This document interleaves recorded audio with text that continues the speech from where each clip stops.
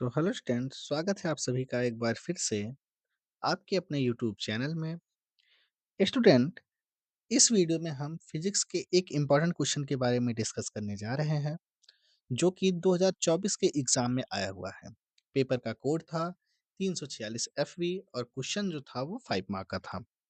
और इस क्वेश्चन को मैंने इसलिए यहाँ पर चूज किया है कि ये सिंपल सा क्वेश्चन है और ये चूंकि अनुगमन वेग से रिलेटेड है, तो इससे क्वेश्चन आ सकते हैं एग्जाम में।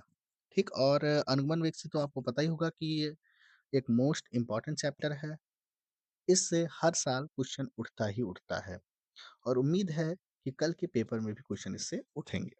ठीक, कुछ नहीं तो अनुगमन वेग के आधार पे ओम के नियम का सत्यापन तो आना तय है।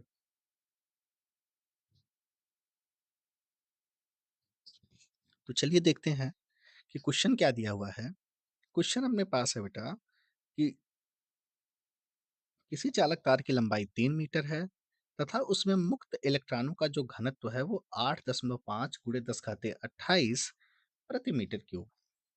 ठीक, अब कह रहे हैं कि तार के एक सिरे से दूसरे सिरे तक इलेक्ट्रॉन को प्रवाह करने में कितना समय लगेगा, मतलब हमसे इसमें समय पूछा है। जबकि कहे हैं कि तार के जो अनुप्रस्थ काट का क्षेत्रफल है वो 2 × 10 6 मीटर स्क्वायर और इसमें जो प्रवाहित धारा है वो 3 एम्पियर की है।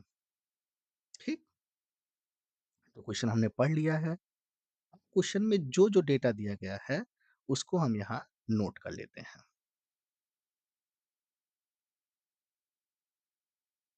देखिए,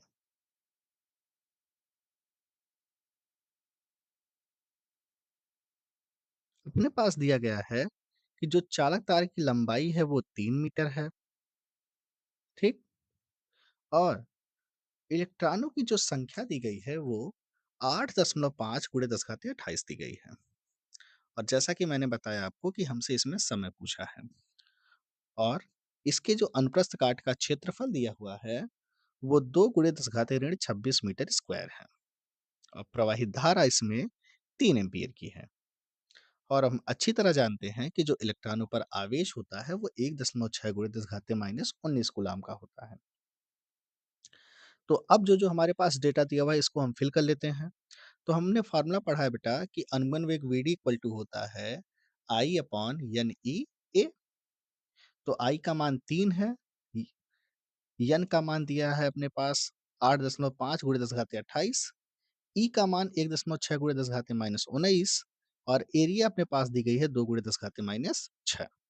तो जब हम इसको काट देंगे तो 1.5 दुना के 3 आ जाएगा 1.5, 8.5, 1.6 और यहाँ पर 28 है, 19 और 6 मिलके 25 हो जाएगा।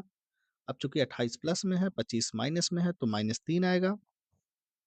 ऊपर जब जाएगा और नीचे रहेगा तो +3 रहेगा। तो जो हमारे पास इलेक्ट्रॉनों का जो अनुगमन वेग आया वो आया 0.11 गुणे 10 घाते -3 मीटर प्रति सेकंड। अब हमसे चूंकि पूछा है कि प्रवाह में कितना समय लगा है, तो हम लोगों ने पढ़ा है सिंपल सा फॉर्मूला कि चाल बराबर होता है दूरी बटा समय। तो समय बराबर हो जाएगा दूरी बटे चाल।